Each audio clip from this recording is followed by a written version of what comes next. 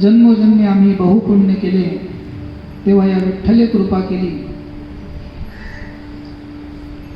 आजचा परमपवित्र दिवस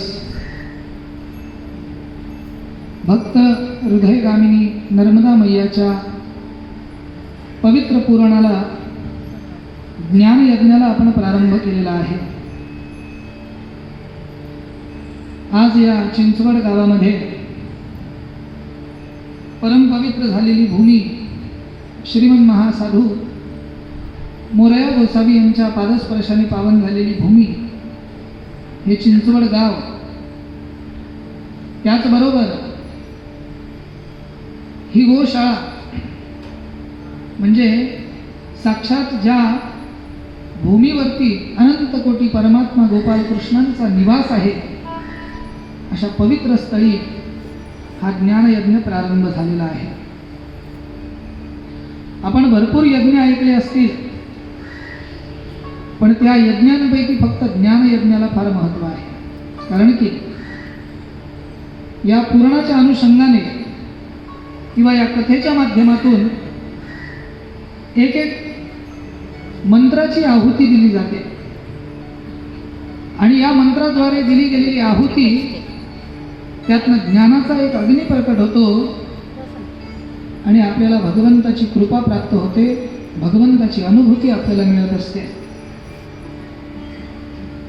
परमपवित्र असा माघ मास आणि या माघ मासाच्या पर्व काळावरती आज गुरुवारचा दिवस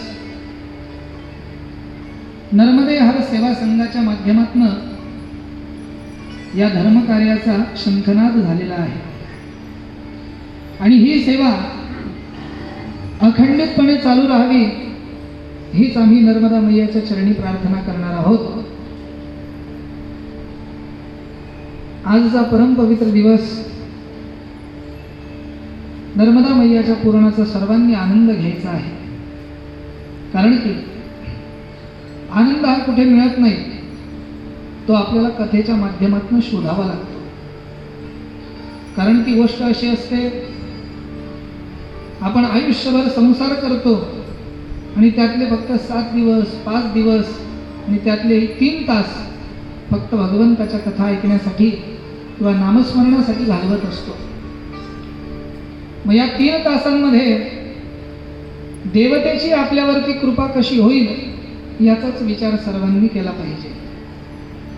पण या कथेमध्ये आनंद तुम्हाला शोधावा लागेल. जेवढा कथेमध्ये आपण आनंद घेऊ तेवढा या कथेला रंग येईल आणि नर्मदा मैयाची प्रत्यक्ष अनुभूती आपल्याला आल्याशिवाय राहणार नाही. पहिला दिवस महात्म्याचा असतो. बरेच लोक पहिल्या दिवसाला महत्त्व देत नाही, पण जोपर्यंत आपल्याला एखाद्या गोष्टीचं महात्म्य कळत नाही, तिचं महत्त्व लक्षात येत नाही, तोपर्यंत काही उपयोग नसतो. महत्त्व लक्षात आलं पाहिजे. नर्मदा मैया का आहे, नर्मदा मैयाची स्थिती काय आहे, तिनं कुठल्या लीला केलेल्या आहेत, तिचा जन्म कसा झाला, या सर्वांचं वर्णन आपल्याला या पुराणांच्या माध्यमातून बघायला मिळेल. म्हणून सर्वांनी या कथारूपी नर्मदेमध्ये डुबकी मारून आनंद घ्यायचा आहे. नर्मचेभ्यो ददे यस्मात् कृते चेष्टिते भविष्यसि वरारोहे सरिच्छिष्टातु नर्मदा. 7 कल्पांनंतर सुद्धा जी नष्ट होत नाही, नाश पावत नाही, जी सदा सर्व काळ या जगाला आनंद प्रदान करते, अशी भवतापहारिणी भक्त हृदयगामिनी नर्मदा मैया या कलियुगांमध्ये सर्व जीवांच्या दुःखाच्या नाशाला कारणीभूत ठरेल असं प्रत्यक्ष महादेवांच्या मुखातनं वर्णन आलेलं आहे. नर्मचेभ्यो ददे यस्मात् कृते चेष्टिते पृथक् भविष्यसि वरारोहे सरिच्छिष्टातु नर्मदा. सर्व नद्यांमध्ये श्रेष्ठ म्हणून ती ओळखली जाईल आणि ती माझी कन्या असेल. भविष्यामध्ये ज्या वेळेला कलियुगामध्ये पातक वाढेल, लोक आपल्या मस्तकावरती पापाचे डोंगर घेऊन उभे राहतील आणि त्यावेळेला अनेक दुःखांनी पीडित होऊन ज्या वेळेला ते बेजार होतील, त्यांना नर्मदा मैयाशिवाय दुसरा कुठलाही पर्याय राहणार नाही. हे वचन प्रत्यक्ष महादेवांच्या मुखातनं निघालेलं आहे. जसं आपण श्रीमद भागवत म्हणतो ना, त्या श्रीमद भागवताला श्रीमद का उपमा लागली? का? कारण की प्रत्यक्ष नारायणांनी 4 श्लोकांमध्ये ब्रह्मदेवांना ते भागवत सांगितलं होतं. प्रत्यक्ष देवाच्या मुखातनं निघालं म्हणून त्याला श्रीमद असं नाव पडलं. आणि त्याचप्रमाणे या नर्मदा मैयाची महती प्रत्यक्ष भगवान शंकरांनी वर्णन करून सांगितलेली आहे. एवढंच नाही तर सर्व प्राणी मात्रांचं कल्याण व्हावं या हेतूने महर्षी व्यासांनी 18 पुराणांची रचना केली. याच 18 पुराणांमध्ये जो स्कंद पुराण नावाचं पुराण आहे त्यात हा रेवाखंड नावाचा भाग येतो. रेवाखंड म्हणजे या संपूर्ण रेवाखंडामध्ये नर्मदा मैयाची स्थिती वर्णन करून सांगितलेली आहे.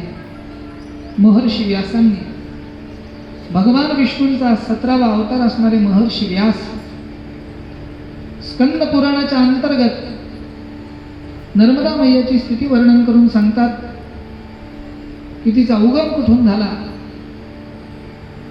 ती समुद्राला जाऊन कशी मिळाली आणि तेवढ्या बालवयामध्ये तिचा विवाह कोणासोबत झाला, तिनं काय काय लीला केलेल्या आहेत याचं सर्व वर्णन स्कंद पुराणातल्या रेवाखंडामध्ये महर्षी व्यासांनी वर्णन करून सांगितलेलं आहे. आणि बहुतांश ठिकाणी मार्कंडेय ऋषी धर्मराज युधिष्ठिर, पांडवांपैकी एक जे धर्मराज युधिष्ठिर आहेत, यांच्याशी मार्कंडेय ऋषींनी संवाद साधलेला या रेवाखंडाच्या अंगभूत.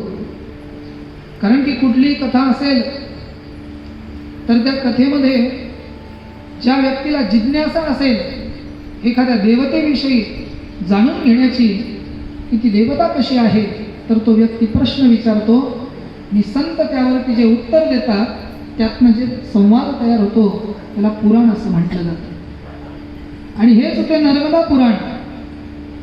या नर्मदा पुराणामध्ये मार्कंडेय ऋषींनी धर्मराज युधिष्ठिरांना नर्मदा मैयांच्या अनेक कथा वर्णन करून सांगितलेल्या आहे. आणि एवढंच नाही तर या मार्कंडेय ऋषींवरती नर्मदा मैयाची दिव्य कृपा सुद्धा झालेली आहे. म्हणूनच या ग्रंथामध्ये मार्कंडेय ऋषी, युधिष्ठिर, सूत महाराज आणि शौनकादिक ऋषी, प्रत्यक्ष भवानी शंकर, उत्तानपाद राजा या सर्व महाभाग्यवंतांचा संवाद वर्णन करून सांगितलेला आहे. प्रत्येकाला त्या नर्मदा मैयाविषयी माहिती जाणून घेण्याची जिज्ञासा ज्यावेळेला उत्पन्न झाली त्यावेळेला ते प्रत्यक्ष महादेवांकडे जाऊन विचारतात की ही नर्मदा कोण आहे, या नर्मदेची महती काय आहे. हे ज्या वेळेला प्रत्यक्ष भगवान शंकरांना यांनी जाऊन विचारलं, भगवान शंकरांनी आपल्या मुखातनं तिचं वर्णन सांगितलेलं म्हणजे ती किती श्रेष्ठ असेल. ज्यांना देवांचा देव महादेव म्हटलं जातं, जो सर्वात मोठा आहे म्हणून त्याला महादेव म्हटलं जातं. या महादेवाच्या मुखातनं प्रत्यक्ष नर्मदा मैयाची महती म्हणजे ती श्रेष्ठ असेल. आणि खरोखर ही नर्मदे हर सेवा संघावरती असणारी कृपा आहे की नर्मदा मैया प्रत्येक घराघरात पोचावी, तिची महती प्रत्येकाला कळावी. ही तळमळ जी नर्मदा सेवा संघाला लागलेली आहे ती अतिशय महत्त्वाची आहे. कारण की बरेच लोक असे असतात की जे आपल्या धर्मामध्ये जन्माला येतात पण धर्माच्या नावाला कलंक असतात. बाहेरच्यांची गरज नाही, हिंदू धर्माला मिटवण्यासाठी बाहेरच्यांची गरज नाही. आपल्यातलेच फितूर आहेत जे आपल्या धर्माला कलंक लावण्यासाठी उठलेले आहेत. परंतु या ठिकाणी नर्मदे हर सेवा संघाला त्याचं कौतुक करावं असं वाटतं मला. सर्वांनी एकदा जोरदार टाळ्या वाजवाव्या या धर्मकार्यासाठी. ते अग्रेसर होऊन या धर्माची ज्योत त्यांनी प्रत्येक भक्ताच्या हृदयामध्ये लावलेली आहे. पण जबाबदारी फक्त नर्मदे हर सेवा संघाची नाही, जबाबदारी तुमची सुद्धा आहे. तुम्ही सुद्धा प्रत्येकाने आपल्या सोबत येताना 4 जण तरी सोबत आणले पाहिजे. हे तुमचं धर्मकार्य आहे. का की त्याचं पुण्य आपल्याला लाभतं. कथेला गर्दी कमी म्हणून मी म्हणत नाही बरं का, कथेला गर्दी कमी म्हणून मी म्हणत नाही. कारण की या यज्ञ मंडपामध्ये, या ज्ञान यज्ञाच्या मंडपामध्ये तोच येतो ज्याला मैया बोलवते, ज्याला मैया बोलवते. इतरांनी कितीही ठरवलं पण तिच्या मनात नसेल तर तो या यज्ञ मंडपात येऊ शकत नाही, या कथा मंडपात येऊ शकत नाही. म्हणून प्रत्येकाची जबाबदारी आहे. आणि हा धर्मयुद्धाचा जो शंखनाद झालेला आहे त्या शंखनादाला कधी बंद करायचं नाही, ती प्रत्येकाची जबाबदारी आहे. नर्मदे हर सेवा संघाने ज्योत पेटवली आहे, पण त्यामध्ये तेल ओतून ती ज्योत तेवत ठेवणे ही प्रत्येक श्रोत्याची जबाबदारी आहे. आणि हे तुम्ही केलंच पाहिजे.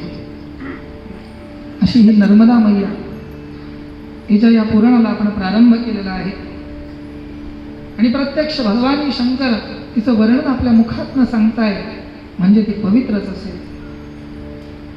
या ठिकाणी महात्मा सांगण्याचा प्रयत्न सुरू आहे की आपल्याला ज्या नर्मदा मैयाची कथा ऐकायची आहे पण तिचं महत्त्वच आपल्याला माहिती नसेल तर उपयोग नाही. म्हणून आधी महात्म्य आहे की नर्मदा पुराणच का ऐकावं आणि एवढा अट्टहास का, इतर पुराण नव्हते का. पण नर्मदा पुराणामध्ये आता नर्मदा मैयाचा जो जन्मोत्सव येणार आहे या संपूर्ण कालावधीमध्ये आपल्याला हे सर्व जे वातावरण आहे ते भक्तिमय करायचं आहे. आणि त्या भक्तिमय वातावरणात आपल्याला आनंद घ्यायचा आहे. पण केव्हा, जेव्हा आपल्याला नर्मदा मैयाचं महत्त्व कळेल आणि हळूच येऊन ती आपल्या हृदयामध्ये निवास करेल आणि आपल्या भक्तीचा मार्ग मोकळा करेल, त्यावेळेला आपल्याला पुराण कळेल. तोपर्यंत आपल्याला पुराण कळणार नाही.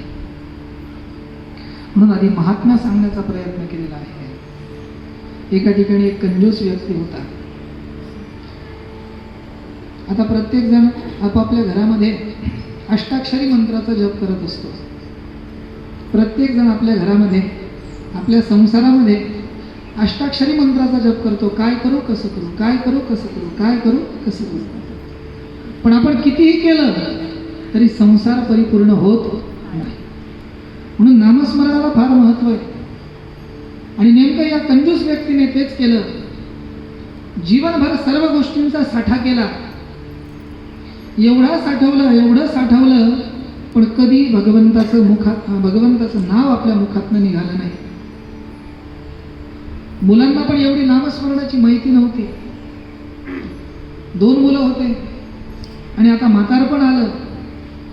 म्हातारपण आल्यावरती रोगाने ग्रस्त झाला आणि आता खाटीवरती पडलेला आहे. दोन्ही मुलं त्या म्हाताऱ्याची सेवा करताय.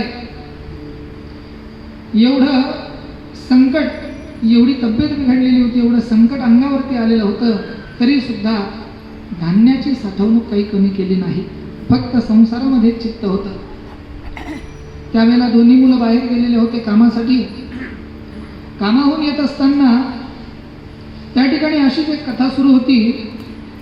दोन्ही मुलांनी विचार केला की आजपर्यंत आपण कधीही कथा कीर्तनामध्ये बसलो नाही, निदान एक 10 मिनिटं थांबावं आणि ही कथा ऐकावी. नेमकी कुठल्या देवतेची कथा सुरू आहे.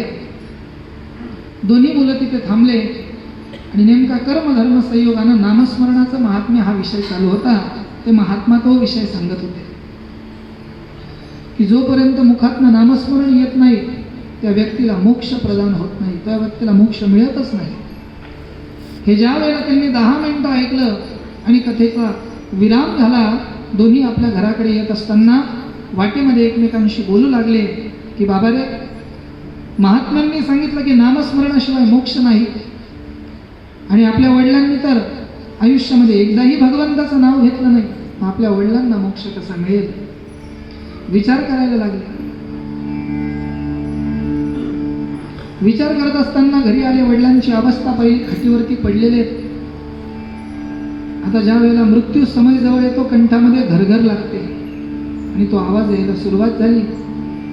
दोन्ही मुलं म्हणता काहीतरी केलं पाहिजे, वडिलांच्या मुखातनं निदान शेवटच्या क्षणाला तरी नाव आलं पाहिजे, नामस्मरण आलं पाहिजे, काहीतरी केलं पाहिजे. खूप विचार केला, रात्रभर विचार केला आणि तेवढ्यात लहान भावाच्या मनामध्ये एक युक्ती सुचली. त्यांनी काय केलं, आपले वडील ज्या ठिकाणी खाटीवरती झोपलेले होते त्यांच्या समोर धान्याच्या 10-20 गोण्या आणून ठेवल्या आणि त्या गोण्या आणल्यानंतर त्यांना मोठे मोठे खड्डे पाडले आणि तिथून निघून गेले, मोठे मोठे भोकं पाडले आणि निघून गेले. आता यांनी कूस बदललेली होती, आजाराने ग्रस्त झालेले होते. त्या मुलांना वाटलं ज्या वेळेला कूस बदलतील त्या धान्यांच्या गोण्यांकडे पाहतील, मुखातनं शब्द निघेल, अरे शिव शिव. जे त्या गोणीला शिव अनायासे भगवान शंकरांचं नाव जरी माझ्या वडिलांच्या मुखातनं निघालं, आमच्या वडिलांच्या मुखातनं निघालं, तरी सुद्धा त्यांना मोक्ष प्रदान होईल. परंतु नाही, त्या भगवंताला ज्याला मोक्ष द्यायचा त्यालाच देतो. या म्हाताऱ्या व्यक्तीनं, वृद्ध मंडळी, या व्यक्तीनं कूस बदलली आणि पहिलं जीव कासावीस व्हायला लागला. मुलं दुसरीकडे लपलेले होते, की आपण जर दिसलो तर आपल्याला बोलवून सांगतील, म्हणून जोरजोरात आवाज तरी देतील की अरे हे शिव, अरे हे शिव. पण नाही, मुखातनं शब्द निघाला, अरे काच काच. त्यावेळेला त्या दोघांनी कपाळी हात मारून घेतला, या जन्मात तरी आपल्या वडिलांना मोक्ष मिळणार नाही. म्हणून भगवंताला ज्याला मोक्ष प्रदान करायचा असेल तो त्याला प्रदान करत असतो. परंतु नामस्मरणाचं जे महात्म्य आहे ते त्या व्यक्तीनं कधी आपल्या जीवनामध्ये ऐकलं नाही की नामस्मरणाचं महात्म्य किती आहे. पण त्या मुलांना ते महात्म्य कळलं आणि त्यावेळेपासून ते नामस्मरणाला लागले आणि भगवंताची कृपा त्यांच्यावरती झाली. कथा कीर्तनाच्या माध्यमातून हा सत्संग ज्या वेळेला घडत असतो त्यावेळेला या देवतेची कृपा आपल्यावरती होत असते. म्हणून तुकाराम महाराज सुद्धा म्हणतात की मेरुतुल्या पृथ्वी दिल्या स्वर्ण न मिळे एक क्षण नरदेह. मेरू पर्वता एवढा सोनं जरी दान केलं तरी क्षणापुरता सुद्धा हा नरदेह, हा मनुष्य देह कदापि प्राप्त होऊ शकत नाही. म्हणून जो नरदेह मिळालेला आहे, या नरदेहाकडनं भगवंताचं चिंतन झालं पाहिजे, भगवंताचं नामस्मरण झालं पाहिजे. कारण की फक्त 70 वर्षांचं आयुष्य आपल्याला आहे आणि या 70 वर्षांच्या आयुष्यामध्ये सुद्धा आपण भगवंताचं नामस्मरण न करता इतर गोष्टीसाठी आपला देह वापरत असतो. म्हणूनच त्यांनी सांगितलेलं आहे, नामस्मरणे निरंतर तेच जाणावे पुण्य शरीर, महादोषांचे गिरीवर राम नामे नासते. नामस्मरण आपल्या जीवनामध्ये आपण प्रत्येकानं केलं पाहिजे. आणि या कथा कीर्तनांच्या माध्यमातून हा सत्संग ज्या वेळेला होतो त्यावेळेला त्याची महती आपल्याला कळते आणि आपल्यावरती त्या देवतेची कृपा होते. का? नामस्मरणाने देहाची शुद्धी होते. कारण आपल्याकडनं अनेक प्रकारची पातकं घडलेली असतात आणि या पातकांचं प्रायश्चित्त आपण नेहमी घेऊ शकत नाही. परंतु कळत न कळत घडलेल्या पापांचं प्रायश्चित्त जर आपल्याला घ्यायचं असेल आणि ते पातकं आपल्याला नष्ट करायचे असतील तर फक्त आणि फक्त त्याला पर्याय एकच, ते म्हणजे भगवंताचं नामस्मरण. कल होतं हरिकीर्तनात. कलियुगामध्ये फक्त नामस्मरण हा एकच पर्याय शिल्लक ठेवलेला आहे. तुम्ही कुठल्याही देवाला भजा पण त्याचं नाव तुमच्या मुखामध्ये नसेल. कारण की बरीच मंडळी काय करतात, आपल्या दैनंदिन जीवनामध्ये अनेक देवी देवतांचा जप करत असतात, परंतु तो जप करत असताना आपलं मन त्या देवतेकडे नसतं.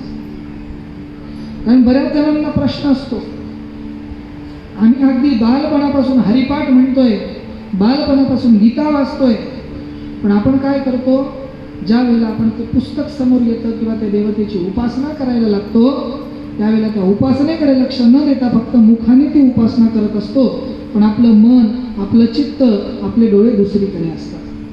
म्हणजे हनुमान चालीसा जरी तुम्ही म्हणायला बसले तरी तुम्ही फक्त तोंडाने हनुमान चालीसा म्हणाल, पण कोणाला तरी खाणाखुणा करून काहीतरी सांगाल, तर अशी तुम्ही आयुष्यभर जरी हनुमान चालीसा म्हटली तरी त्याला उपयोग होणार नाही. कारण त्या देवतेकडे आपलं लक्ष असलं पाहिजे. तुम्ही जप करत असतात, जपाला किती वेळ लागतो? 2 मिनिटं, 5 मिनिटं. पण अनेक मंडळींची अशी अवस्था असते की तो माळ हातात आली की मेरुमणी कधी येतो याच्याकडे त्याचं जास्त लक्ष असतं. नामस्मरणापेक्षा काही लोक तर गोमुखीतनं बघतात की हा मेरुमणी कधी येतोय. काही लोकांना असं वाटतं मेरुमणी येतोय की नाही येतोय. एवढी घाई आपण करत असतो. म्हणून या ठिकाणी सांगितलं, नामस्मरण करत असताना ते अगदी तुम्ही 11 वेळेला जरी केलं तरी चालेल, पण त्या देवतेपर्यंत ते पोचलं पाहिजे.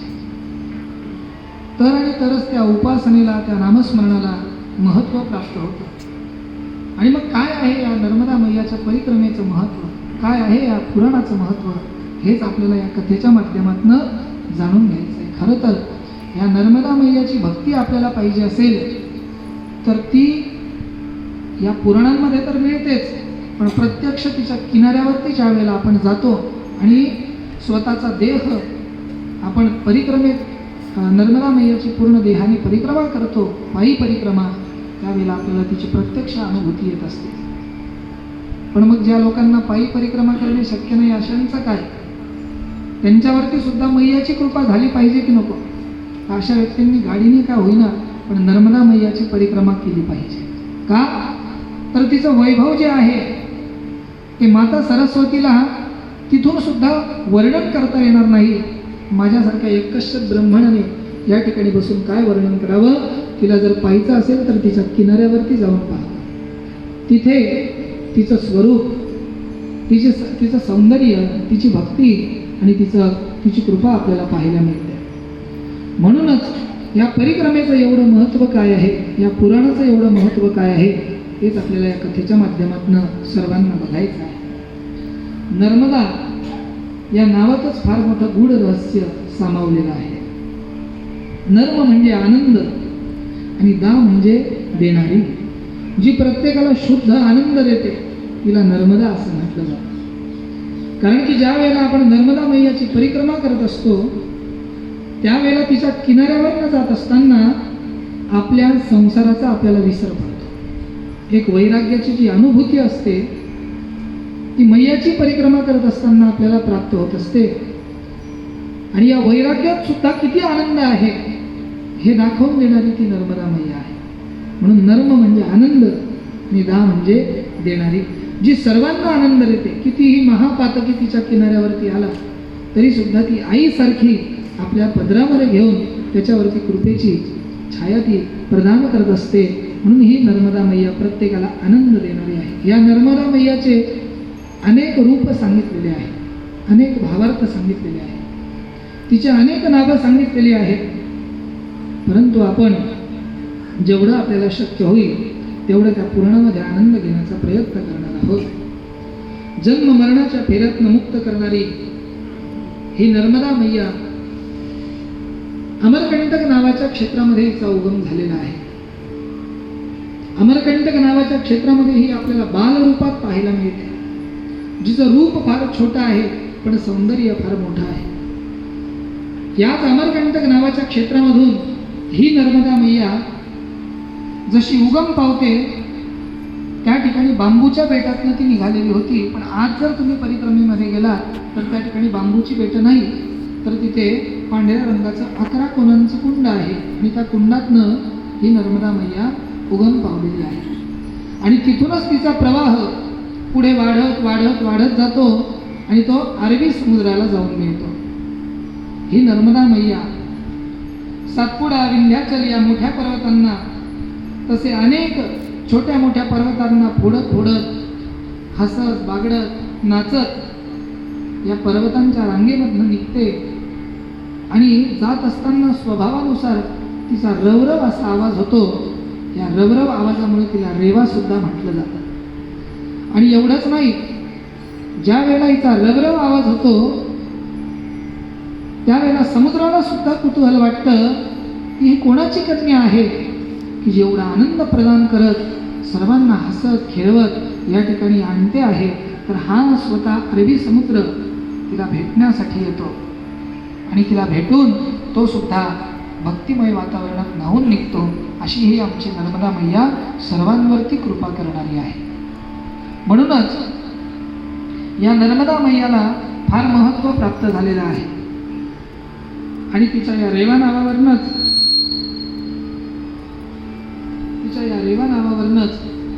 या स्कंद पुराणाला रेवाखंड असं नाव प्राप्त झालं. आता ज्या वेळेला आपण कुठल्याही कथा कीर्तनांमध्ये बसतो त्यावेळेला जास्त महत्त्व प्राप्त होतं. ते म्हणजे जसं आज महाकुंभ सुरू आहे प्रयागराज नावाच्या ठिकाणी, तिथे जसं त्रिवेणी संगमाचं महात्म्य आहे तसं या कथेमध्ये सुद्धा त्रिवेणी संगम आपल्याला पाहायला मिळत असतो. जसं तिथे गंगा, यमुना, सरस्वती या 3 नद्या एकत्र येऊन त्या प्रत्येक व्यक्तीला पवित्र करत असतात, तसं या कथेच्या माध्यमामध्ये सुद्धा त्रिवेणी संगम पाहायला मिळतो. आणि या त्रिवेणी संगमामध्ये जो व्यक्ती स्नान करतो किंवा डुबकी लावतो त्याची सुद्धा पातकं नष्ट होत असतात. आणि या वर्षीचा पर्वकाळ असा आहे की तिकडे महाकुंभ सुरू आहे प्रयागराज नावाच्या क्षेत्रामध्ये. पण आपल्यातल्या बऱ्याच लोकांना कुंभाला जायला मिळालं नसेल, पण ते पवित्र जल किंवा ते पावित्र्य या ठिकाणी निर्माण झालेलं आहे. का? कारण की ही गोशाळा आहे आणि गोशाळेचं महात्म्य एवढं आहे की प्रत्यक्ष अनंत कोटी परमात्म्याचा गोपालकृष्णांचा निवास त्या ठिकाणी असतो आणि तिथेच या कथेला प्रारंभ झालेला आहे. म्हणून कथेमध्ये सुद्धा त्रिवेणी संगम असतो. या कथेमध्ये आपल्याला देव भेटतो, सगळ्यात पहिले देव भेटतो. दुसरे म्हणजे भक्त भेटतात कथेच्या माध्यमातून, आणि तिसरं म्हणजे नाम. म्हणून या कथेला काय म्हटलं जातं? त्रिवेणी संगम. ज्या देवतेची कथा वर्णन केली जाते तो देव प्रत्यक्ष आपल्याला भेटायला येतो. त्या देवाला भेटण्यासाठी भक्त सुद्धा त्या ठिकाणी उपस्थित असतात. आणि देव आणि भक्ताची भेट ज्या वेळेला होते त्यावेळेला त्यांच्या मुखातनं नामस्मरण निघतं. म्हणून कथा हा त्रिवेणी संगम आहे. आणि या त्रिवेणी संगमाच्या माध्यमातनं देव, भक्त आणि नाम आपल्याला पाहायला मिळतं. नर्मदा मैया की जय.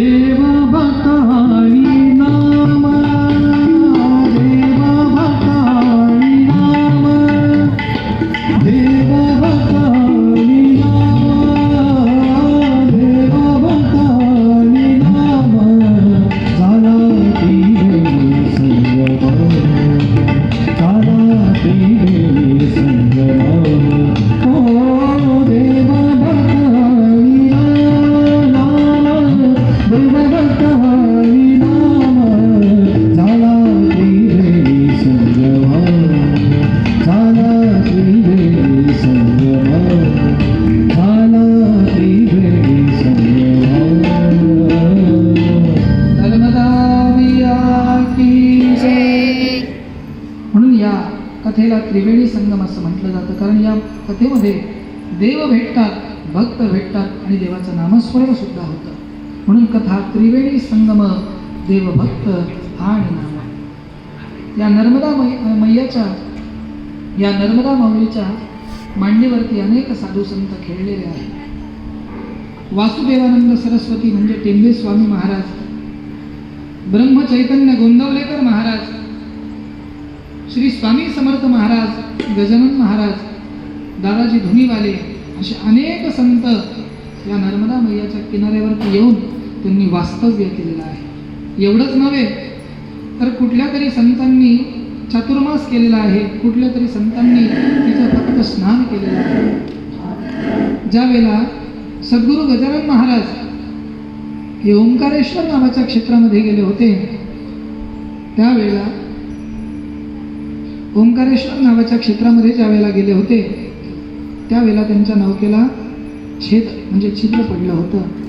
प्रत्यक्ष नर्मदा मैयाने त्यांना दर्शन दिलेलं होतं आणि हे सर्वांनी त्या ठिकाणी दर्शन घेतलेलं आहे. म्हणजे आजही भक्तांना तारणारी ही नर्मदा मैया, हिच्या मांडीवरती अनेक साधू संत खेळतात आणि ही सर्वांवरती कृपा करते. जर एवढे साधू संत तिच्या किनाऱ्यावरती गेले तर तिचं वेळ सर्वांना आहे, अगदी देवादिकांना सुद्धा नर्मदा मैयाचं वेळ आहे. मग ही नर्मदा परिक्रमा म्हणजे काय, ती का करावी आणि कशासाठी करावी याचं वर्णन आता तुम्हाला सांगतो. स्मरणात जन्मजम तापम दर्शनेन त्रिजन्मजम स्नानात जन्म सहस्राख्यम हंती रेवा कलौ युगे. या नर्मदा मैयाचं फक्त स्मरण केलं तर एका जन्माचं पातक नष्ट होतं. जर प्रत्यक्ष तिच्या समोर जाऊन तिचं आपण दर्शन घेतलं तर 3 जन्मांचं पातक नष्ट होतं. पण जर या नर्मदा मैयामध्ये स्नान केलं तर आपल्या हजारो जन्मांचं पातक नष्ट होतं. म्हणून नर्मदा मैया सर्वात श्रेष्ठ आहे आणि त्याच्यासाठीच आपल्याला नर्मदा मैयाची परिक्रमा करायची असते किंवा तिच्यामध्ये स्नान करायचं असतं, तिचं दर्शन घ्यायचं असतं. जर नुसता स्नानाने 1000 जन्मांचं पातक नष्ट होत असेल तर तिची परिक्रमा केल्यानंतर किती पुण्य प्रदान होईल याची गणनाच कुठल्या पुराणात होऊ शकत नाही. म्हणून परिक्रमा फार महत्वाची आहे. ही परिक्रमा जी असते ती माणसाच्या चित्त वृत्तीमध्ये आमूलाग्र बदल घडवून त्याला पारमार्थिक मार्गाकडे नेत असते. म्हणून परिक्रमा फार महत्वाची आहे. नर्मदा परिक्रमा म्हणजे देहबुद्धी जाळण्याची दिव्य साधना आहे. कारण हा जो देहाला अभिमान झालेला असतो ना, हा जाळण्यासाठी नर्मदा परिक्रमा केली पाहिजे. आणि नर्मदा परिक्रमेशिवाय तो कुठेही जाळला जाऊ शकत नाही. कारण शुकदेव मुनी ज्या वेळेला जनक राजाकडे गेले होते विद्याभ्यास शिकण्यासाठी, तो विद्याभ्यास परिपूर्ण झाला आणि शुकदेव मुनींनी जनक राजाला विचारलं की मला गुरुदक्षिणा द्यायची आहे. त्यावेळेला त्या जनक राजाने सांगितलं मला तुझ्याकडनं गुरुदक्षिणा नको. म्हणाले असं कसं? तुम्ही मला विद्या शिकवली आहे, तुम्ही मला विद्येचं दान दिलेलं आहे, मग गुरुदक्षिणा देणं माझं कर्तव्य आहे. काहीही करा पण माझ्याकडनं गुरुदक्षिणा घ्या. जनक राजाने भरपूर वेळा नाही सांगितलं, पण तरी सुद्धा शुकदेव मुनींनी ऐकलं नाही. तेव्हा जनक राजाने सांगितलं या संपूर्ण ब्रह्मांडामध्ये जी निरुपयोगी वस्तू असेल ती मला तू आणून दे. शुकदेव महाराज निघाले. सर्वात आधी त्यांनी माती उचलली. त्यांना वाटलं माती निरुपयोगी असेल. माती त्यांच्याशी बोलायला लागली. बघा साधू संतांशी निर्जीव वस्तू सुद्धा बोलतात. माती प्रत्यक्ष शुकदेव मुनींशी बोलायला लागली. म्हणाले मी निरुपयोगी कशी? ज्या वेळेला कोणी माझ्यामध्ये धान्य टाकतं, धान्य पेरतं, तर त्यातनं मी पीक उभं करते आणि तेच धान्याच्या रूपाने तुम्हाला प्रदान करते. मी निरुपयोगी नाही. ज्या वेळेला दगड उचलला, शुकदेव मुनींना असं वाटलं की हा दगड निरुपयोगी आहे. तो दगड सुद्धा बोलायला लागला की मी निरुपयोगी कसा, माझा सुद्धा कुठे ना कुठे उपयोग होत असतो. एवढंच नाही, शुकदेव मुनींनी विष्ठा उचलली, पण विष्ठा सुद्धा त्यांच्याशी बोलायला लागली की मी सुद्धा कशी निरुपयोगी. मी ज्या वेळेला मनुष्याच्या पोटामध्ये अन्नाच्या रूपाने जाते, विष्ठेच्या रूपाने बाहेर येते, मी निरुपयोगी नाही. आणि खरोखर ज्या वेळेला आपण भक्तीच्या पुढच्या मार्गावरती ज्या वेळेला जातो त्यावेळेला भगवंताची आपल्यावरती अशी कृपा होते की आपण कुठल्याही अवस्थेत असलो तरी सुद्धा भगवंत आपल्याशी बोलल्याशिवाय राहत नाही. एक संत होते, ते संत फार श्रेष्ठ होते आणि त्या संतांचं दर्शन त्या गावातली लोक रोज घ्यायची. पण त्या गावात एक म्हातारी व्यक्ती होती, एक म्हातारी बाई होती. ती त्या महात्म्यांचं दर्शन कुठल्या वेळेला घ्यायची? ज्या वेळेला ते शौचाला जाऊन बसायचे.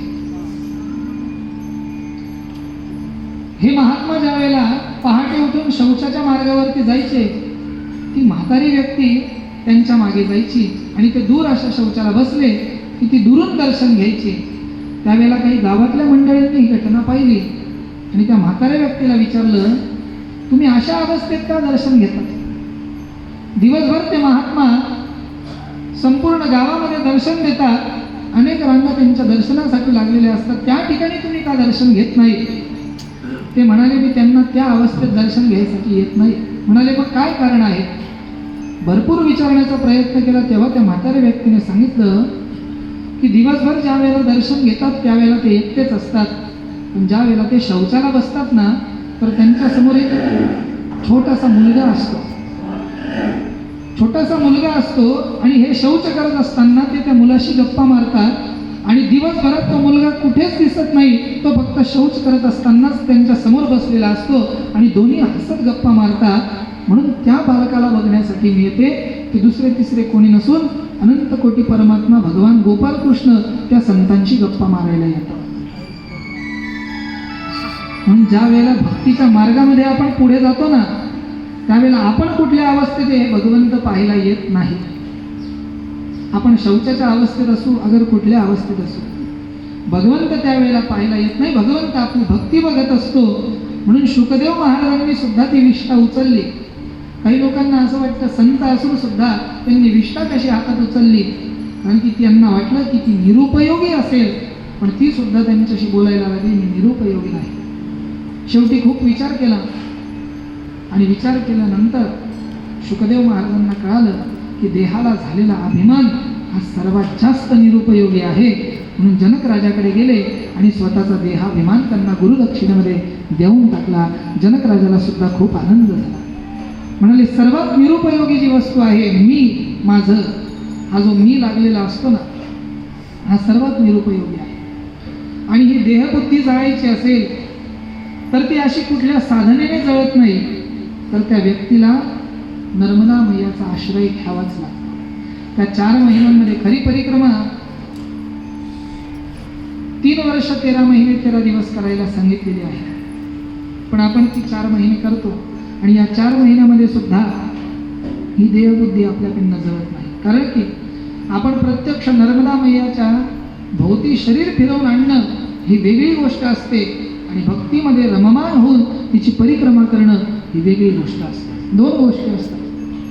साधक ज्या पद्धतीने उपासना करेल त्या पद्धतीने तेवढं फळ आणि तेवढं पुण्य त्याला प्राप्त होत असतं. म्हणून ही नर्मदा मैयाची परिक्रमा देहबुद्धी जाण्याची दिव्य साधना आहे आणि ही साधना प्रत्येक व्यक्तीने आपल्या आयुष्यामध्ये केलीच पाहिजे. तरच आणि तरच तिची कृपा आपल्यावरती प्राप्त होत असते. ही एक स्वतःच्या आनंदाच्या मस्तीत रममाण होऊन आत्मज्ञान प्राप्त करून देणारी दिव्य साधना आहे. आता ती का आणि कशासाठी करावी, तर आताच आपण एक श्लोक पाहिला की तिच्या स्मरणाने एका जन्माचं पातक नष्ट होतं, तिच्या दर्शनाने 3 जन्माचं पातक नष्ट होतं, पण तिच्यामध्ये जर आपण स्नान केलं तर हजारो जन्मांचं पातक नष्ट होतं. हेच त्याचं उत्तर आहे की नर्मदा परिक्रमा कशासाठी करावी. प्रत्येक मनुष्य आपल्या कर्मानुसार या पृथ्वी तलावरती जन्माला आलेला असतो. परंतु काही जन्म असे असतात की ज्याच्यामध्ये आपले भोग संपत नाही आणि पुढचा मार्ग आपल्याला मिळत नाही. म्हणून त्यावेळेला त्या व्यक्तीने नर्मदा मैयाचा आश्रय घेतला पाहिजे. का? कारण की ज्या वेळेला आपण तिचं प्रत्यक्ष दर्शन घेतो, तिच्यामध्ये स्नान करतो, तिचं स्मरण करतो, तर आपल्या मागच्या सर्व पापांचा विनाश होत असतो आणि त्यावेळेला आपले भोग संपत असतात आणि ते भोग संपून आपल्याला एक वेगळा मार्ग मिळतो जो पारमार्थिक असतो आणि तो आपल्याला मोक्षाकडे नेणारा असतो. बऱ्याच लोकांना असा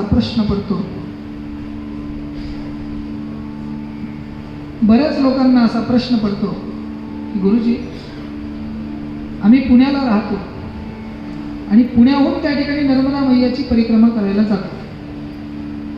मग आम्ही जर फक्त 4 महिने या नर्मदा मैयाची परिक्रमा करत असू आणि आमच्या सकल पापांचा नाश होत असेल तर तिच्या किनाऱ्यावरती राहणाऱ्या व्यक्तींचं काय होत असेल? हा प्रत्येकाला पडत असलेला प्रश्न. कारण आता महाकुंभ चालू आहे आणि या महाकुंभामध्ये अनेक प्रकारचे प्रश्न उचलले जात आहेत की प्रयागराजमध्ये स्नान केलं आणि स्नान केल्यानंतर जर मनुष्याला पापातनं मुक्त होता येत असेल, जर मनुष्य पापातनं मुक्त होत असेल तर त्या प्रयागराज नावाच्या क्षेत्रात असलेल्या मासोळ्या, जलचर यांना मोक्ष आजपर्यंत का प्राप्त झाला नाही? म्हणजे आपल्या धर्माचा आता एवढा मोठा उत्सव सुरू आहे, पण त्या उत्सवाला गालबोट कसं लागेल याचा विचार जास्त केला जातो. ते किती पवित्र आहे याचा विचार कोणी करणार नाही. पण त्यांना सांगू इच्छितो की आपली भावना फार महत्वाची असते. तुम्ही पुण्याहून नर्मदा परिक्रमेला जा किंवा इथून महाकुंभाला जा, पण तुमच्या मनामध्ये भावना काय आहे की आम्हाला संगमावरती स्नान करायचं आहे. ते जे लोक करतात ते आंघोळ करतात, ते स्नान करत नाही. तुम्ही कशासाठी जाता? स्नानासाठी जाता. आणि स्नानाचं महात्म्य तेवढं आहे. जर त्यांनी पोथी पुराण सगळं उघडून बघितलं असेल तर त्यांना त्याचं महत्त्व कळेल. जे जलचर आहेत ते जलचर नसून तो प्रत्यक्ष भगवान विष्णूंचा अवतार आहे. आणि प्रयागराज नावाच्या क्षेत्रामध्ये जर आपण हा प्रश्न उपस्थित करत असू की त्यांना मोक्ष का मिळत नाही किंवा नर्मदा मैयाची परिक्रमा करत असताना आम्ही परिक्रमेला जातो पण त्याच्या किनाऱ्यावरती जे लोक वास्तव्य करतात त्यांना का मोक्ष मिळत नाही, तर त्याचं कारण हे की तुम्ही भावना ठेवून जाता. तुमची भावना परिक्रमेची असते. तुम्ही ज्या वेळेला तिच्या किनाऱ्यावरती उभे राहतात तर तुम्ही तिला नमस्कार करतात. काय म्हणून नमस्कार करता? ती नर्मदा मैया आहे, मैया आई म्हणून नमस्कार करतात. आता आम्ही परिक्रमेला जात असताना बरेच लोक तिथं साबणाने कपडे धुतात, तिकडची लोक. त्यावेळेला तुम्ही त्यांना सांगतात की बाबा रे, नर्मदा मैयामध्ये कपडे धुवू नका, तिला घाण करू नका, तिची स्वच्छता ठेवा. पण त्यांना त्याच्याशी काही घेणं देणं नाही, कारण की त्यांच्या मनात ती भावनाच नाही ना की ती मैया आहे. त्यांच्या मनात भावना कुठली आहे? ती नदी आहे. तुमचा जसा भाव असेल तसा देव तुम्हाला दिसेल. म्हणून हेच तुमच्या प्रश्नाचं उत्तर आहे की आम्ही इथून जाऊन परिक्रमा केल्यानंतर आम्हाला पुण्य प्राप्त होतं, पण तिथल्या व्यक्तींना पुण्य का प्राप्त होत नाही? त्याचं कारण हे की त्यांच्या मनामध्ये ती भावना नाही. तुमच्या मुखामध्ये सतत नर्मदे हरचा जप असतो, ते फक्त संसारात रममाण झालेले असतात. कारण की जर एवढे साधू संत त्या नर्मदा मैया माऊलीच्या मांडीवरती खेळलेले आहेत, ते तिच्याकडे कशासाठी गेले असतील? तर फक्त आणि फक्त तिची कृपा, मोक्ष प्राप्ती करता गेलेले होते. आणि आपणही त्याच मार्गावरती जातो. आपण जी परिक्रमा करतोय किंवा तुम्हाला परिक्रमा करण्यासाठी जे आम्ही उद्युक्त करतोय, त्याचं कारण ते आहे की आपल्याला संतांच्या मार्गावरती चालून परमार्थ साधायचा आहे. म्हणून नर्मदा परिक्रमा ही देहबुद्धी जाळण्याची फार मोठी साधना आहे. आणि ती ज्या वेळेला आपण परिक्रमा करत असतो, आपल्या अनेक जन्मांचे भोग त्याच वेळेला नष्ट होत असतात आणि आपल्याला पुढचा मार्ग मिळत असतो. शिवपुराणामध्ये सुद्धा वर्णन करून सांगितलेलं आहे की जो काशीमध्ये जन्माला येतो त्याला पुन्हा कधी जन्म मरणाच्या फेऱ्यामध्ये यावं लागत नाही. पण ज्यानं शिवपुराण वाचलं आणि ज्यानं ते आत्मसात केलं, त्यातला कथारस आपल्या मनामध्ये घेतला असेल किंवा त्याचा भावार्थ जाणला असेल, तर त्याला कळेल जो काशीमध्ये राहून सदाशिवांचं ध्यान करतो, स्मरण करतो, त्याला आणि त्यालाच पुन्हा जन्म मरणाच्या फेऱ्यातनं मुक्त होता येईल. पण जो संसारामध्ये गुरफटला असेल, जो त्या नगरामध्ये राहून पातक करत असेल, जो त्या नगरामध्ये राहून लुटमार करत असेल, तर अशा व्यक्तीला जन्म मरणाच्या फेऱ्यातनं मुक्त होता येत नाही. परंतु सदाशिव सांगतात, बाबा रे, या जन्मात तुला काशीला जन्माला घातलं, तुला वाराणसीला जन्माला घातलं, पण तुझ्याकडनं पाप घडलं. तुला मिळणार होता मोक्ष, पण तुझ्याकडनं पाप घडलं. परंतु तुला पुन्हा दुसरी संधी देतो, काशी नगरामध्येच तो जन्माला येतो. पण त्याच्याकडनं तरीही पातक घडलं तरी त्याला श्रीमद भागवतानुसार जे 28 नरक सांगितलेले आहेत, त्या कुठल्याही नरकामध्ये जागा मिळत नाही. म्हणून आपली भावना किती शुद्ध आहे आणि आपण कुठल्या भावनेने त्या देवस्थानावरती जातो किंवा त्या देवतेला भेटतो किंवा तिची उपासना करतो, यावरती आपलं फळ अवलंबून असतं. म्हणून नर्मदा परिक्रमा करायला आपण इकडून जाणं आणि त्या व्यक्तींनी नर्मदा मैयाच्या किनाऱ्यावरती वास्तव्य करणं, या दोघांमध्ये फरक आहे. भाग्यवान आहेत ते की ज्यांना नर्मदा मैया रोज दिसते. भाग्यवान आहेत ते की ज्यांना नर्मदा मैयाच्या रोज पाण्याने स्नान होतं.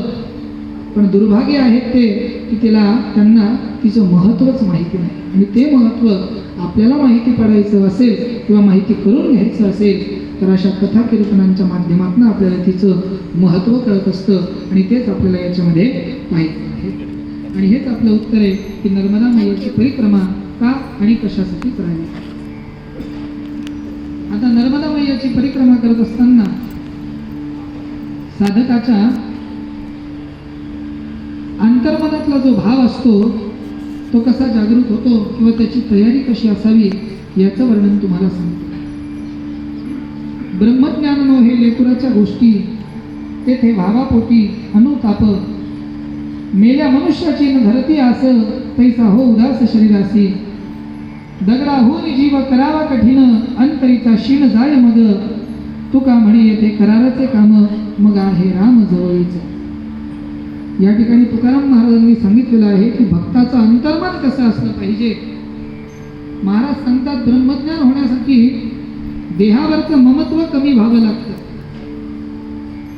देहावरचं ममत्व ज्या वेळेला कमी होतं त्यावेळेला आपल्या शरीरामध्ये अंतर्मनामध्ये एक ज्योत लागलेली असते, जी भगवंताच्या विषयी ओढ निर्माण करते आणि आपल्याला भगवंताचं प्रत्यक्ष दर्शन घडवत असते. म्हणून ज्या ज्या वेळेला आपण परिक्रमा करत असू, भगवंताची सेवा करत असू, त्या त्या वेळेला आपल्याला प्रत्येक वेळी संकटांना सामोरं जावं लागतं. पण एवढे संकट येऊन सुद्धा आपला साधक मोडून पडणार नाही याची काळजी ती नर्मदा मैया घेत असते. तुम्ही ज्या वेळेला परिक्रमेला प्रारंभ करता त्यावेळेला तुमच्यावरती अनेक संकट येतात, पण ती संकट येण्याचं कारण म्हणजे आपलं प्रारब्ध असतं. आणि खरं पाहायला गेलं तर ही नर्मदा मैया तुमची परीक्षा घेत असते की आपल्या परिक्रमेत असणारा जो साधक आहे त्याचं अंतर्मन कसं आहे. हे अंतर्मन ज्या वेळेला ती ओळखते त्यावेळेला ती आपल्यावरती कृपा करायला सुरुवात करते.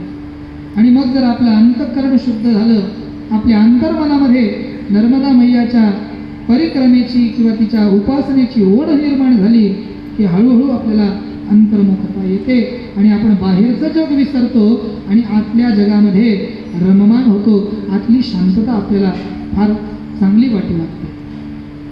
आणि ही प्रत्येक साधकाची होणारी जी अवस्था आहे ती फक्त आणि फक्त आपल्याला परिक्रमेमध्ये पाहायला मिळते. पण घरात बसून साधना करता येत नाही. घरामध्ये तुम्ही कितीही साधना करा, घरात साधना करू नका असं मी म्हणणार नाही, पण साधना घरामध्ये कितीही केली तरी त्यामध्ये आपलं लक्ष लागत नाही. पण ज्या वेळेला आपण परिक्रमा करतो किंवा नर्मदा मैयाच्या किनाऱ्यावरती बसतो, तटावरती बसतो, त्यावेळेला आपल्या मनातले सर्व विचार निघून जातात आणि आपलं मन हे भक्तिमय होत असतं आणि मैयाची कृपा आपल्यावरती त्याच वेळेला प्राप्त होत असते. आणि ज्या वेळेला नर्मदा मैयाची कृपा प्राप्त होते, हळूहळू आपल्या मुखातनं नामस्मरण बाहेर यायला लागतं. आणि हे नामस्मरण अशा अवस्थेला आपल्याला नेऊन सोडतं की जिथे भगवंत आपल्यापासून कधीही दूर नसतो. कारण भगवंताच्या नामामध्ये एवढी शक्ती आहे, आपल्याला ओळखता आलं पाहिजे. प्रभू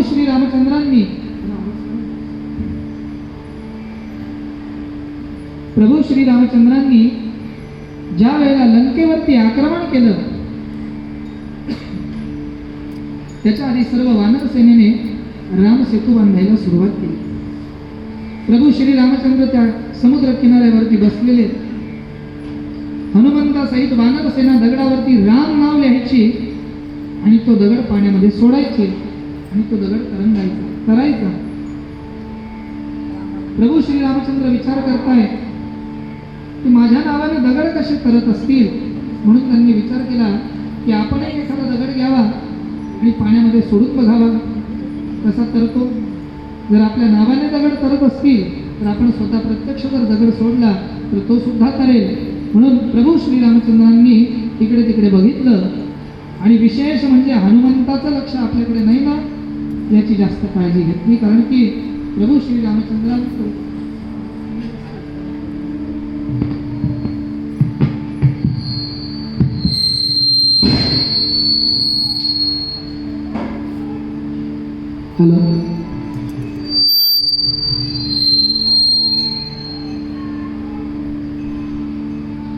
विशेष करून काळजी घेतली ती म्हणजे हनुमंतरायाची. हनुमंतांची नजर चुकवून प्रभू श्री रामचंद्रांनी एक भला मोठा दगड घेतला आणि तो दगड समुद्रामध्ये टाकला. तो दगड बुडून गेला. त्याच वेळेला हनुमंताने ज्या वेळेला पाहिलं प्रभू श्री रामचंद्रांकडे, लगेच उड्डाण घेतलं आणि रामचंद्रांकडे आले आणि त्यावेळेला सांगितलं, प्रभू तुम्ही काय केलं? म्हणाले काही नाही रे बाबा, काय करणार?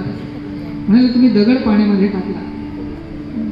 अरे मी बघत होतो, मला केव्हाचं कुतूहल वाटतंय की माझं नाव तुम्ही दगडावरती लिहिताय आणि तो दगड पाण्यात सोडताय, तो तरुण जातोय, मग मी माझ्या हाताने प्रत्यक्ष दगड सोडला, तो का तरला नाही? त्यावेळेला हनुमंतानं सुंदर उत्तर दिलं, देवा जेवढी तुमच्या नामामध्ये शक्ती आहे तेवढी तुमच्यामध्ये शक्ती नाही. आणि तुम्ही ज्याचा त्याग केला तो तरणार कसा? ज्याचा तुम्ही त्याग केला तो बुडणार आहे. म्हणून हा प्रयत्न तुम्ही तुमचा थांबवा. म्हणून तुमच्या नामामध्ये अतिशय शक्ती आहे जेवढी तुमच्यामध्ये सुद्धा शक्ती नाही. म्हणून नामस्मरणे निरंतर तेच जाणारे पुण्य शरीर, महादोषांचे गिरीवर राम नामे नासते. म्हणून प्रत्येकाने ही परिक्रमा करत असताना ज्या वेळेला अंतर्मुखता येते नर्मदा मैयाची कृपा आपल्यावरती ज्या वेळेला होते, आपोआप आपल्या मुखातनं नामस्मरण यायला लागतं. म्हणून ही नर्मदा मैयाची जी परिक्रमा आहे ती एखादी सहल किंवा धाडसी कृत्य असं नाही, तर ती एक दिव्य साधना आहे. आणि ही जी साधना मनुष्य जो करतो त्याच्यावरती नर्मदा मैयाची विशेष कृपा प्राप्त होत असते. मग आता ही परिक्रमा करत असताना साधकाने कोणते नियम पाळले पाहिजेत याचं वर्णन तुम्हाला थोडक्यामध्ये सांगतो. परिक्रमा ही ओंकारेश्वर नावाच्या क्षेत्रामधून प्रारंभ केली जाते. आता नर्मदा मैयाला जर आपल्याला जाणून घ्यायचं असेल तर सर्वात आधी नर्मदा मैयाची परिक्रमा जास्त प्रचलित आहे, ती कशी करावी हे आपण जाणून घेत आहोत आणि मग आपण मैयाकडे वळूया. तर ही नर्मदा मैयाची परिक्रमा जर आपल्याला प्रारंभ करायची असेल तर ती ओंकारेश्वर नावाच्या क्षेत्रातनं केली जाते. का? कारण तिथे प्रत्यक्ष सांब सदाशिवांचा निवास आहे. 2 ज्योतिर्लिंग आपल्याला ओंकार आणि मांधाता पर्वतावरती पाहायला मिळतात. ते 2 अर्धे ज्योतिर्लिंग जरी असले तर त्या दोघांचं दर्शन आपण एका वेळेला घेतलं तर आपल्याला 1 ज्योतिर्लिंगाचं पुण्य प्राप्त होतं. जसं केदारनाथ आणि पशुपतीनाथ आहे तसंच ओंकार आणि मांधाता म्हणजे ओंकारेश्वर आणि ममलेश्वराचं आहे. जशी जगाची सुरुवात ओंकारापासून झाली तशी या परिक्रमेची सुरुवात ओंकारेश्वरापासून केली पाहिजे. का? की आपण तिथून ज्या वेळेला जल भरतो ते जल आपण आपल्या परिक्रमेमध्ये आपल्या सोबत असतं, रोज त्याचं पूजन केलं जातं आणि शेवटी येऊन तेच नर्मदा मैयाचं जल ओंकारेश्वर शिवलिंगावरती अर्पण केलं जातं. का? की त्यांच्या कन्येची आणि वडिलांची एक भेट असते. आणि ज्या ज्या वेळेला नर्मदा मैयाचं जल आपण शिवलिंगावरती अर्पण करतो त्या त्या वेळेला महादेव अतिशय प्रसन्न होतात, कारण ही महादेवांची कन्या आहे. आणि त्यावेळेला त्यांच्या मनामध्ये भाव निर्माण होतो की मी माझ्या मुलीला माझ्या हातामध्ये खेळवतो आहे. कारण की ओंकारेश्वर म्हणजे स्वयंभू ज्योतिर्लिंग, प्रत्यक्ष भगवान शंकर जे ओंकार रूपात प्रकट झाले. आणि ज्या वेळेला ही नर्मदा मैया त्यांच्या दिव्य देहातनं स्वेदापासून म्हणजे घामापासून निर्माण झाली, त्यावेळेला जसा त्यांना तेव्हा आनंद झाला होता, सत्ययुगामध्ये, त्रेतायुगामध्ये, द्वापार युगामध्ये जो आनंद त्यांना झाला होता तो आनंद प्रदान करण्यासाठी पुत्री म्हणजे नर्मदा मैया आणि पित्याची भेट घडवून आणायची असते. ज्या वेळेला आपण पूर्ण परिक्रमा करतो ते जल शिवलिंगावरती अर्पण करतो त्यावेळेला त्यातनं काही स्पंदनं निर्माण होतात जी अतिशय पवित्र असतात. आणि जसे आपली मुलगी आपल्याला भेटते, वडिलांना भेटते, त्यावेळेला जो भाव उत्पन्न होतो तो भाव त्या ठिकाणी उत्पन्न होत असतो. म्हणून ओंकारेश्वरापासून या परिक्रमेची सुरुवात केली पाहिजे. तसं बघायला गेलं नर्मदा मैयाला 2 किनारे आहेत ज्यांना उत्तर तट आणि दक्षिण तट असं म्हटलं जातं. यातल्या कोणी अमरकंटक पासून परिक्रमा प्रारंभ करतं, कोणी कुठून करतं, तसं बंधन नाही.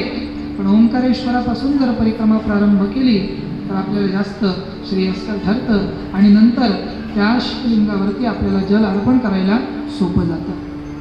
मग ही परिक्रमा करत असताना सर्वात आधी आपण ओंकारेश्वराचं दर्शन घेतलं पाहिजे, म्हणजे ममलेश्वराचं दर्शन घेऊन स्नान केलं पाहिजे आणि त्या ठिकाणी दशविध स्नान करून प्रायश्चित्त घेतलं पाहिजे. प्रायश्चित्ताचा संकल्प म्हणजे काय की तुम्ही नर्मदा परिक्रमेची सुरुवात करत आहात, एक दिव्य साधना सुरुवात करत आहात, पण तुमच्या शरीरातलं जे पाप आहे त्या पापाचं ओझं घेऊन आपण फिरू शकत. पापाचं ओझं फार मोठं असतं, जरी दिसत नसलं तरी त्याला कमी करण्यासाठी फार कालावधी लागतो आणि ते कमी करणं हे मैयाचं काम आहे. प्रायश्चित्त म्हणजे काय?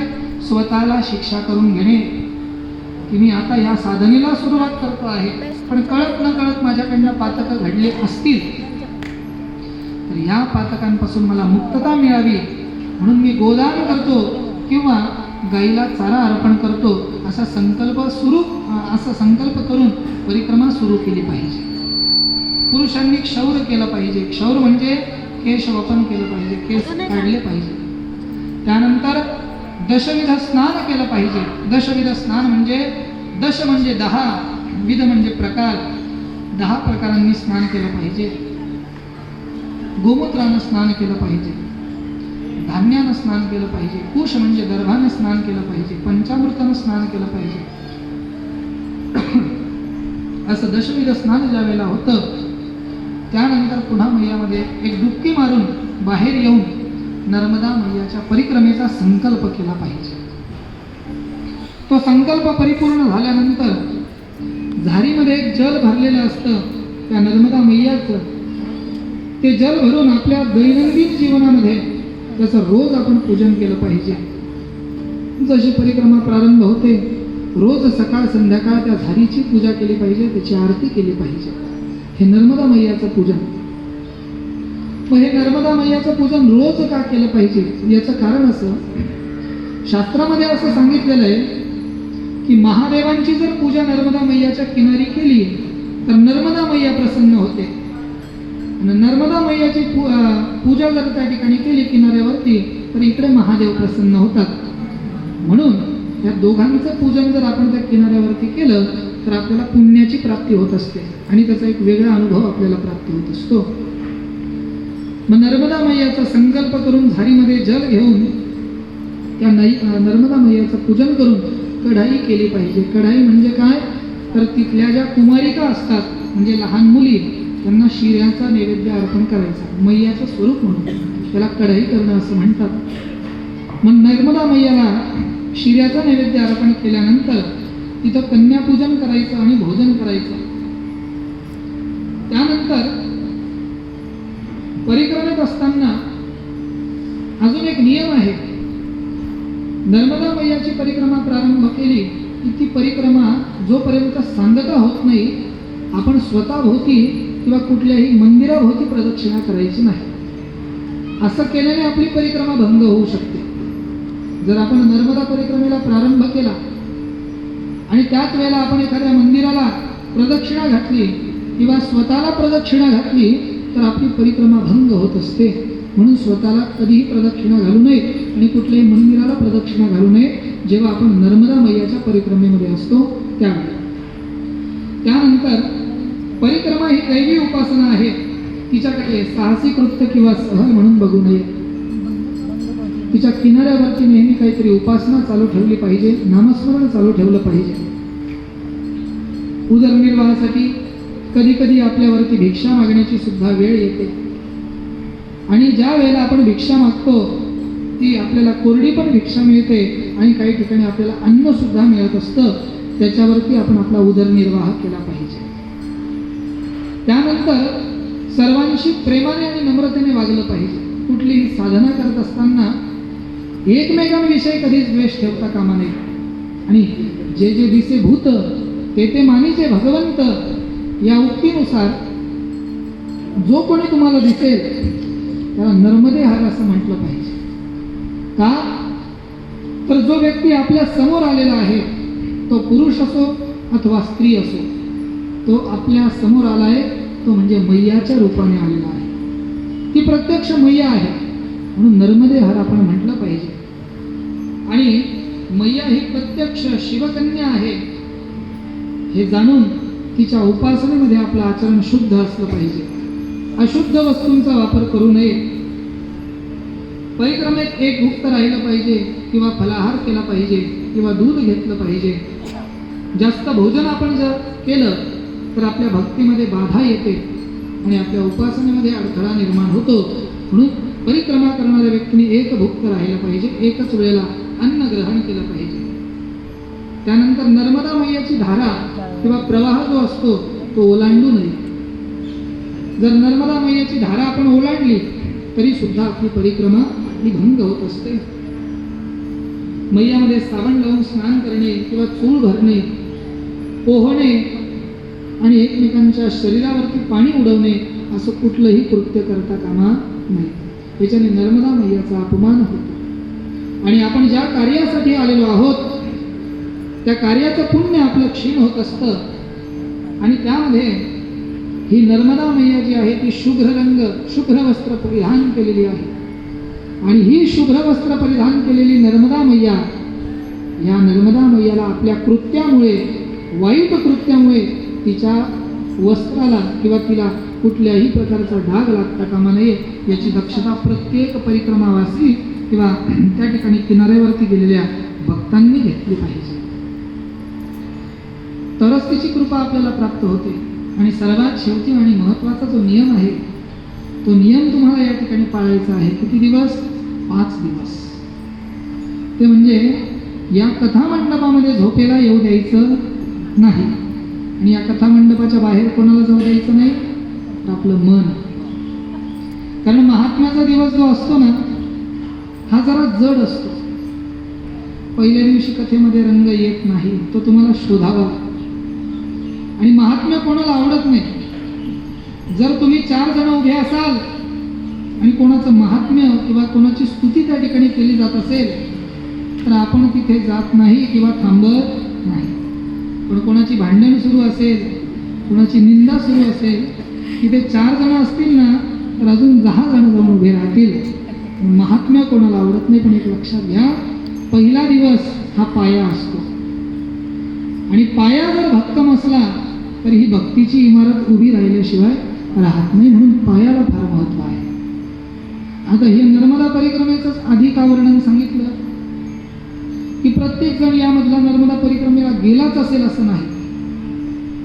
पण कथेच्या माध्यमातून आपण ज्या वेळेला हे वर्णन ऐकतो, तेव्हा न गेलेले सुद्धा परिक्रमेत जाऊन येतात, आणि जे आधी जाऊन आलेले असतील ते सुद्धा त्या नर्मदा मैयाच्या भोवती जरा फिरून येतात, आणि मग ते वातावरण निर्मिती होते, आणि मग खऱ्या पुराणाला आनंद येतो. म्हणून सर्वात आधी नर्मदा मैयाच्या परिक्रमेचे नियम तुम्हाला सांगितले, आणि परिक्रमा कशासाठी करावी याचं वर्णन तुम्हाला सांगितलं.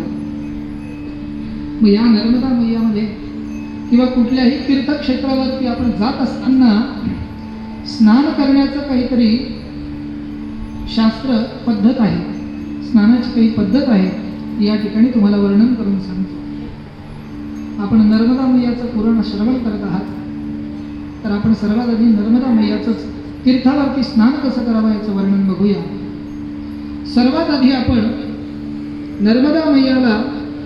नर्मदा मैयावरती स्नान करायला जात असताना तिचं रूप आपल्या डोळ्यामध्ये साठवलं पाहिजे. कारण काय सांगितलं एका श्लोकामध्ये, दर्शनाने 3 जन्मांची पातकं नष्ट होतात. पण आपण काय करतो, घाईघाईने जातो आणि नदीमध्ये डुबकी मारून लगेच बाहेर येतो.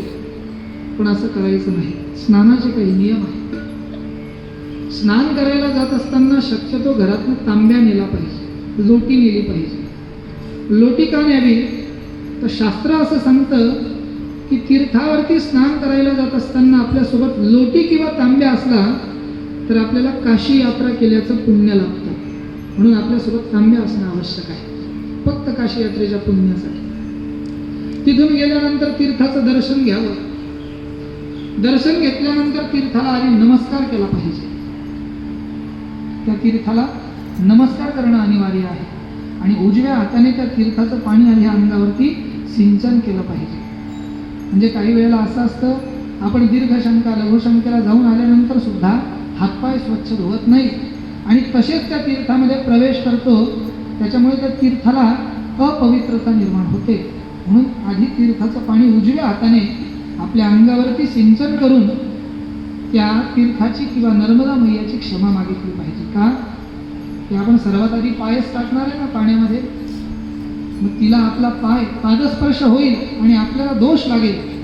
आपण आपल्या आईला जरी चुकून लात लागली, आई वडिलांना जर चुकून लात लागली तर लगेच नमस्कार करतो. ही तर जगाची आई आहे, तिला असं लात मारणं योग्य नाही, भाव तसा नसतो. परंतु ज्या वेळेला आपण तिच्या पाण्यामध्ये स्नान करण्यासाठी उतरतो त्यावेळेला सर्वात आधी आपण पायाचा वापर करत असतो. म्हणून तिची क्षमा मागितली पाहिजे, आणि सर्वात आधी आपण आपलं उजवं पाऊल टाकून त्या नर्मदा मैयामध्ये प्रवेश केला पाहिजे. प्रवेश केल्यानंतर आपण हळूहळू पुढे जावं आणि कमरे एवढ्या पाण्यामध्ये स्थिर राहून आपल्या सर्व पातकांचं स्मरण केलं पाहिजे. कारण की ज्या वेळेला आपण तीर्थामध्ये प्रवेश करतो तर कमरे एवढ्या पाण्यात गेल्यानंतर पातकांचं स्मरण केलं पाहिजे. कारण पातकांचं स्मरण डोक्यात आलं की आपल्याला लक्षात येतं की आजपर्यंत आपण काय काय पातकं केलेली आहेत. आणि डुबकी मारत असताना आपल्या डोक्यावरनं पाणी वाहून गेलं पाहिजे. बरेच लोक डुबकी मारत असताना डोकं बाहेर असतं. डोक्यावरनं पाणी का वाहून गेलं पाहिजे, जेव्हा आपण पादस्पर्श करतो तीर्थाला तर पायातली पाप गुडघ्यापर्यंत येतात. ज्या वेळेला पवित्र पाण्याचा स्पर्श गुडघ्याला होतो तर आपली पातक आपल्या नाभीपर्यंत येतात. नाभीपर्यंत पाण्यात आपण गेलो तर आपली पातक घाबरून वरच्या दिशेला अजून ऊर्ध्वगामी होतात. ज्यावेळेला संपूर्ण डुबकी आपण मारतो आणि पाणी आपल्या डोक्यावरनं वाहून जातं त्यावेळेला ही सगळी पातकं त्या नर्मदा मैयाच्या कृपेने ती आपल्यातनं वाहून नेते. म्हणून असं स्नान केलं पाहिजे. बरेच जण घरामध्ये स्नान करतात. स्नान करत असताना आपण मोठ्याने जे मंत्र म्हणतो बाथरूममध्ये ते सुद्धा चालत नाही. स्नान करत असताना आपण मौन पाळलं पाहिजे. आपण जर मोठ्याने मंत्र म्हटलो तर आपलं पुण्य त्या ठिकाणी क्षय होतं. आपण स्नान करत असताना गंगेचे यमुनेशैव गोदावरी सरस्वती नर्मदे सिंधू कावेरी जलेस्मिन् सन्निधिं कुरु हा मंत्र आपण मनात म्हटला पाहिजे. का? ज्या वेळेला आपण मनामध्ये हा मंत्र म्हणतो तेव्हा आपल्या शरीरासोबत मन सुद्धा शुद्ध होत असतं आणि त्या तीर्थाचं आपण स्मरण केलं पाहिजे. हे स्नानाचे नियम आहे. म्हणून ही नर्मदा मैया जी आहे ती प्रत्येकावरती कृपा करतच असते. मग या पुराणाविषयी आता आपण बघणार आहोत. आपण नर्मदा परिक्रमेविषयी बघितलं. नर्मदा मैयाची परिक्रमा कशी करावी याचं वर्णन बघितलं. नर्मदा मैयामध्ये स्नान कसं करावं याचंही वर्णन बघितलं. पण आता आपण पुराण कसं आहे याचं वर्णन बघणार आहोत.